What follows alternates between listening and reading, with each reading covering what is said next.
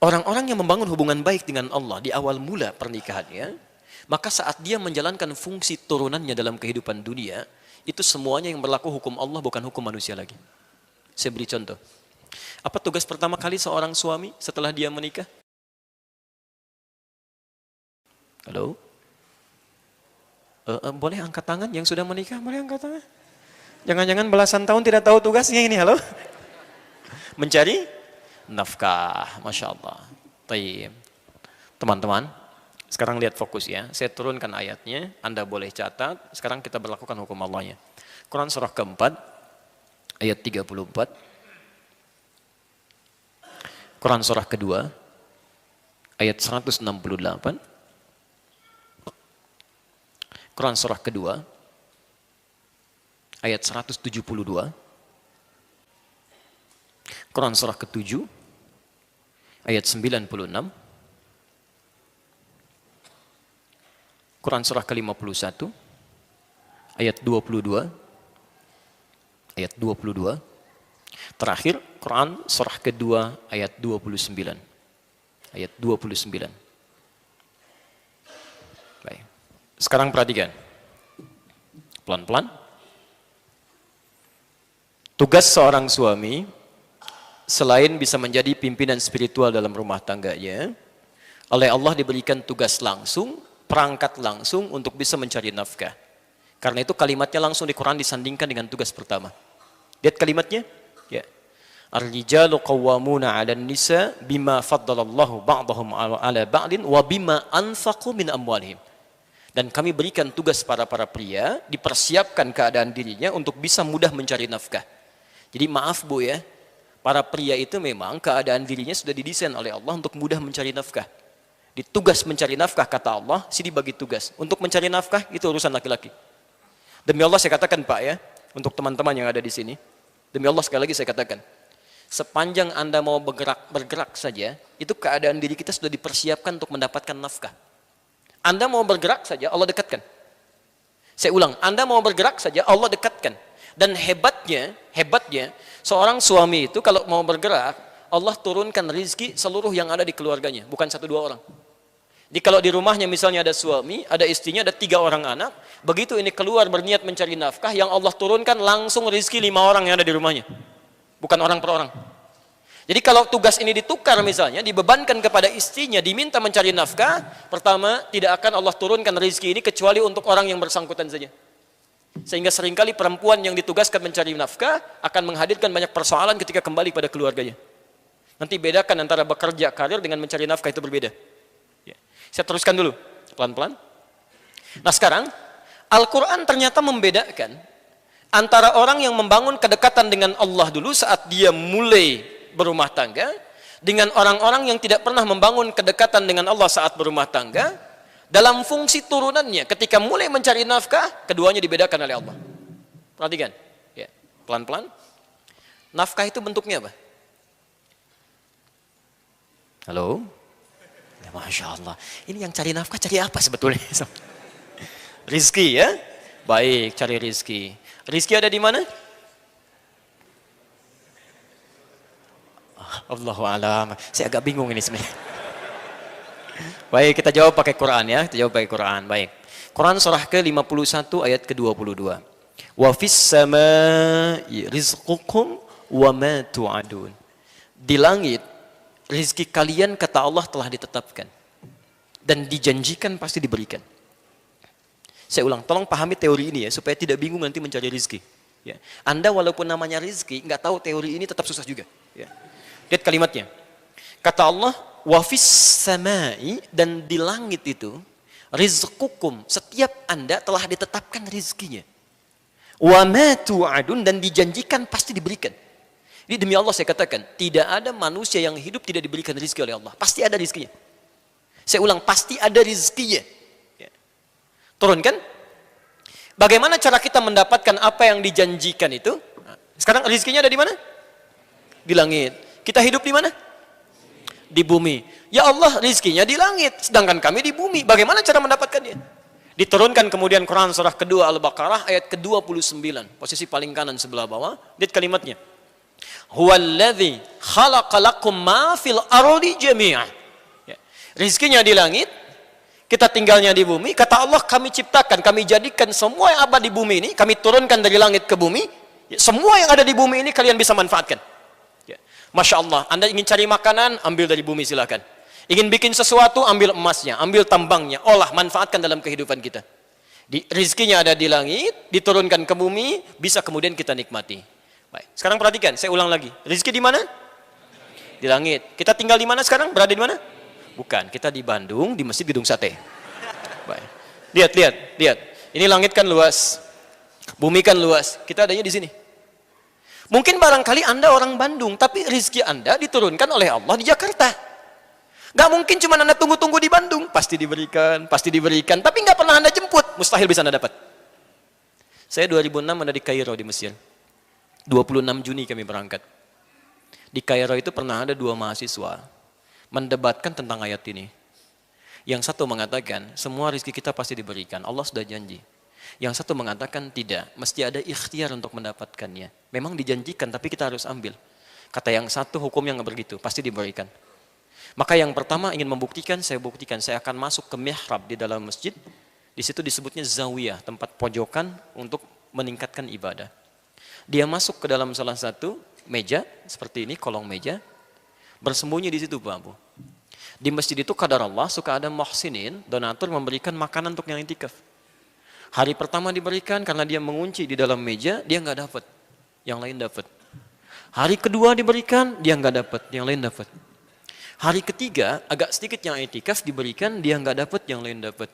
Kata muhsin ini dia berkata, hal min akhir, ada yang lain nggak? Kata petugasnya, petugas masjid, la mafish, tidak ada. Tapi bantakil jami akhir, saya pindah ke masjid yang lainnya. Karena yang sembunyi ini sudah 3 hari mulai lapar. Agak kesulitan, mulai dia kasih kode. Gitu ya. Yeah. Wah, di ruangan yang lain. Pengurus masjid kaget dengan suara. Begitu dengar dikejar ke situ, dilihat ternyata ada orang sudah kelaparan luar biasa, minta bantuan makanan. Seketika diambillah 2 box dari makanan itu diberikan kepada orang tadi. Saat diberikan itulah teman yang tadi janjian langsung nyusul, dia katakan, kan saya bilang dari awal, rizki itu mesti ada ikhtiar, dicari walaupun dengan katanya. Ya. Kalau cuma Anda tunggu saja nggak akan dapat gitu. Ya. Makanya teorinya ketika rizki Anda tinggal di Bandung, tapi rizki Anda di Jakarta, maka turunlah kemudian Quran surah kedua Al-Baqarah ayat 168. Posisi paling kanan sebelah bawah. Lihat, ini berlaku umum pertama ya. Ya ayyuhan nas. Hei manusia. Kalau manusia itu orang Islam saja atau umum? Umum. Teman-teman, jadi hukum ini berlaku tidak hanya bagi orang Islam tapi semua manusia. Ya ayyuhan nas. Kulu mimma fil ardi halalan tayyibah. Silahkan Anda bekerja, beraktivitas, ya, cari untuk mendapatkan kebutuhan Anda, ya, setidaknya bagian makan. Ini kalau dalam bahasa Indonesia disebut sinekdok pas prototo. Disebutkan sebagiannya, dimaksudkan keseluruhan umumnya. Ya, kan kalau Anda ditanya, mau kemana Pak? Mau mencari sesuap nasi. Padahal nggak sesuap kan? Udah cari yang lainnya juga ya. Ini bahasa Arab yang kulu, silakan cari makan. Yang dicari mungkin untuk pakaian juga, untuk rumah juga. Tapi bahasanya kulu, cari. Ya. Jadi rezeki itu tidak cukup didiamkan saja. Allah janjikan untuk diberikan, tapi perjanjian ini berkolaborasi dan equal, ya, bersamaan, bersanding dengan apa? Dengan ikhtiar. Jadi kalau rezeki ingin diberikan oleh Allah, Anda mesti bergerak. Bergerak aja, rezeki diberikan. Tahu cicak? Jangan katakan wallahu a'lam, cicak. Masya Allah. Cicak, tahu cicak? Baik. Bagaimana aktivitasnya? Merayap. Di mana? Dinding. Apa makanannya? Nyamuk bagaimana aktivitasnya? Masya Allah. Pertanyaan pertama, di mana sisi keadilan Allah? Memberikan makan bagi hewan yang tidak bisa terbang, makanannya bisa terbang. Kalau nyamuknya jenius jadi permainan bagi cicak, itu cicak. Coba silahkan cek itu. Tapi perhatikan bagaimana Allah mengatur sistem kehidupan di sini. Asal cicak mau bergerak saja, rezekinya didatangkan. Orang tua kita cuma membuat lirik yang sangat indah, memberikan pelajaran besar di sana. Lihat kalimatnya, cicak-cicak diam-diam. Masya Allah, yang Allah minta pada cicak cuma merayap sekalipun diam-diam. Yang penting kamu merayap, mau cepat mau diam-diam, yang penting kamu merayap. Ketika hewan ini mau merayap sekalipun diam-diam, selanjutnya apa? Datang seekor nyamuk. Bukan cicak yang mendatangi nyamuk, nyamuknya yang mendatangi cicak. Siapa yang mendatangkan nyamuk pada cicak? Allah. Kalau cicaknya tidak merayap, mustahil nyamuknya datang. Cuman diam-diam. Selanjutnya apa? Silahkan tuh. Masya Allah. Ya. Jadi yang dituntut oleh Allah itu sederhana. Anda bergerak, Anda dapat. Cicak saja, hewan yang tidak dihisab. Hanya sebatas hewan, tidak punya akal, tidak punya sifat takwa. Rizkinya ada, apalagi Anda yang dihisab. Jadi kalau Anda bergerak itu pasti dapat. Coba lihat yang di jalan-jalan itu. Prit, rizkinya datang sendiri, 2000. Kan? Masya Allah. Masa Anda di tempat yang enak, pekerjaan nyaman, masih mengeluh juga dengan rizki, Anda maunya apa? Nah, tapi teman-teman, perhatikan. Ini hukum umum. Ya Allah, kami kan sholat. Nah, ini baru berlaku di sini. Kami sholat, kami puasa, kami berdoa. Apakah iman kami tidak bisa membedakan dengan yang belum beriman dari kadar rizki? Kata Allah, mesti ada bedanya. Orang-orang yang membangun rumah tangganya dengan keimanan kepada Allah Subhanahu wa Ta'ala, hukum turunannya, pencarian rizki oleh suaminya pun dipindahkan kaidahnya. Dari yang di bawah dinaikkan ke atas. Pindah ke Al-Baqarah ayat 172. Posisi paling kiri sebelah atas. Lihat kalimatnya. Ya ayyuhalladzina amanu kulu min tayyibati ma razaqnakum. Masya Allah. Ada ayatnya?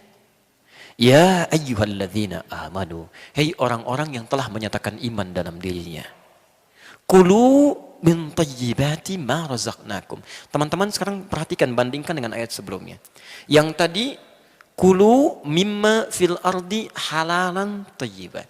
Dia masih berusaha dulu mencari dengan halal, mendapatkan yang terbaik. Ya. Izin, semua manusia punya ketentuan di sini kata Allah, mesti mencari dengan cara yang legal, halal. Jadi masalah halal ini tidak ada hubungannya dengan iman juga. Tidak hanya iman maksudnya. Ya, semua yang tidak beriman pun mesti mendapatkan dengan cara yang legal. Halal di sini maksudnya legal, sesuai hukum yang berlaku dalam konteks yang umum. Jadi kalaupun ada orang mencuri misalnya, polisi nggak akan bertanya, kamu orang beriman atau tidak? Ditangkap juga, semua sama. Gitu ya. Nah, tapi kalau Anda sudah mendapatkan bagiannya, dapatkan yang terbaik dari situ untuk dikonsumsi. Ya. Thayyib itu dalam bahasa Arab, itu yang menyehatkan secara fisik. Ya, bukan yang semau Anda inginkan Anda makan, bukan. Ya, jadi kalau Anda bertanya kaifa haluk pada orang Arab, dijawab alhamdulillah ana thayyib, maksudnya badannya sehat. Jadi kalau Anda ingin membeli makanan tertentu, berapapun nilainya, pastikan bukan cuma nafsu kata Quran, tapi membuat diri Anda sehat. Ya. Walaupun kesehatan fisik itu tidak harus selalu berkolaborasi dengan sehatnya pikiran dan sifat-sifat yang baik. Karena itu dibedakan. Ya. Kan ada orang namanya thayyib, 2 kali puasa, 2 kali lebaran nggak pulang-pulang. Gitu ya. Itu cuma orang Indonesia. Nah, ketika seseorang membangun hukumnya dengan Allah, yang berlaku bukan yang tadi. Lihat kalimatnya. Kulu min thayyibati. Teman-teman, kalimat halalnya pertama dibuang di sini. Silakan Anda cek. Ketika Allah menyentuh orang beriman untuk mencari rezeki, kalimat halalnya dibuang. Kulu min thayyibati, halalnya dibuang. Kenapa kalimat halal di sini dibuang? Karena orang-orang, kata para ulama, orang-orang yang sudah tersambung imannya kepada Allah Subhanahu wa Ta'ala, iman itu akan selalu membimbing dia untuk mengarahkan pada yang halal. Jadi mustahil ada orang beriman, dia bisa mencari sesuatu yang keluar dari aturan Allah, mencari yang haram. Itu aturan pertama. Jadi kalau ada di antara umat manusia mengaku beriman, kemudian menikah, berumah tangga, masih terfikir mencari yang haram, artinya ada yang salah dalam imannya. Hubungan dia nggak bagus dengan Allah. Kalau dia tidak pernah memikirkan yang haram, menyingkirkan yang dilarang oleh Allah Subhanahu wa Ta'ala, maka Masya Allah, lihat kalimatnya. Kata Allah, ma razaqnakum, kami yang siapkan rezeki untuknya, bukan dia yang capek mencarinya. Di Anda kalau membangun hubungan rumah tangga dengan visi iman kepada Allah Subhanahu wa Ta'ala, kata Allah, Anda tidak perlu lelah mencarinya, gerakan sedikit rezeki datang pada Anda. Itu poinnya. Makanya Allah menjanjikan pada orang yang punya kecukupan yang sederhana saat menikah, kata Allah, kalau ingin kaya, kami jadikan kaya dia. Bahasanya bukan cukup, kami jadikan kaya. Ya. Quran surah ke-24 ayat 32. Silahkan cek. Ya. In takunu fuqara yughnikumullah. Jika Anda memang fakir saat pernikahan itu, kalau pengen kaya, kami buat kaya. Ya. Jadi kalau Anda mencari dengan iman, Masya Allah, kekayaan itu memang relatif. Ya, memang relatif, tapi poinnya Anda mendapatkan kenikmatan yang dijanjikan oleh Allah Subhanahu wa Ta'ala. Ya. Jelas di sini? Ya. Dan yang paling menarik, lihat kalimatnya. Thayyib itu Ya, selain menunjuk kepada sehat, itu juga menunjuk kepada sesuatu yang banyak manfaatnya. Berkah. Ya, berkah. Ya, saya berikan sedikit sentuhan bahasa. Ketika seseorang mencari tanpa iman, hati-hati, ini penting sekali ya. Saking pentingnya mic bisa mati nih. Bismillah. Teman-teman, lihat kalimatnya. Kalau ada seseorang mencari tanpa iman, kemudian dia mendapatkan bagian dari hartanya, tetap yang dia dapatkan itu kalimatnya berbentuk tunggal. Tayyib, halalan, tayyibah. Ya. Tayyib itu tunggal atau jama'? Tunggal. Jama'nya tayyibat. Kalau tunggal itu satu atau banyak? Satu. Perhatikan. Orang-orang yang selalu mencari rizki tanpa iman, sekalipun dia muslim, tapi kurang membangun hubungan kedekatan dengan Allah, maka setiap yang dia dapatkan, sekalipun banyak, tetap akan selalu kelihatan sedikit. Nggak percaya silahkan. Anda kalau tidak pernah membangun hubungan dengan Allah, Anda kerja, berangkat gelap, pulang gelap lagi, harta dikumpulkan. Demi Allah, kalimat Qur'annya, isyaratnya, kami akan jadikan yang kelihatan banyak oleh dia itu, nampak selalu terasa sedikit. Kerja lagi, tapi tidak pernah merasakan dan menikmati apa yang didapatkan. Nggak ada kenikmatan. Ya. Jadi kayaknya berangkat lagi, tapi tidak ternikmati. Kelihatannya banyak, cuma sedikit. Ya, Masya Allah. Tapi ketika Anda membangun hubungan yang baik dengan Allah Subhanahu Wa Taala, kelihatan oleh manusia yang lain seperti sedikit, tapi Masya Allah, karena keberkahan dituangkan di situ, kalimatnya jama, min tayyibat. Sedikit ini kami turunkan berkahnya, sehingga terasa nyaman, nikmat, tenang aja gitu. Kalimatnya jama'. Memang cuma dapat 500.000 per bulan, tapi setiap akan cari makan, tiba-tiba temannya datang, biar saya yang belikannya. Masya Allah. Mau beli buah dari kampung ada kiriman, nih Pak buahnya, sudah jadi gitu kan, sudah panen. Saya punya teman dulu dari Bukit Tinggi, berangkat dengan kami ke Tripoli, Libya. Bekalnya cuma $50. Selama 5 tahun di Libya, kembali lagi uang itu utuh Pak, Bu. Utuh dibawa pulang $50. Tidak habis. 50 US. Dan niatnya luar biasa gitu. Ketika berangkat ingin memuliakan keluarganya, ingin membahagiakan ibunya. Orang lain bekerja musim panas, beliau kemudian bekerja juga tapi uangnya dikirim untuk haji ibundanya. Allah balas itu.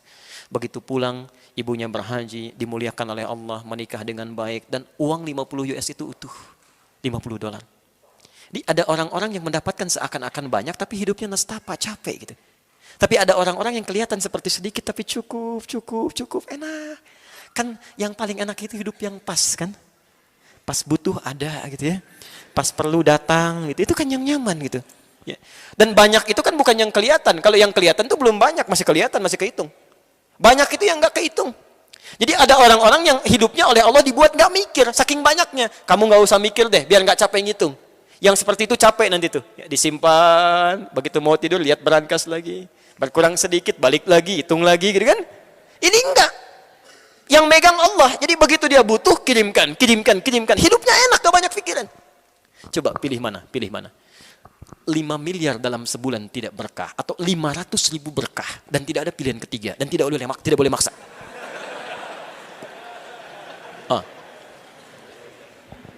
Itu tidak mudah gitu ya, teman-teman, tidak mudah.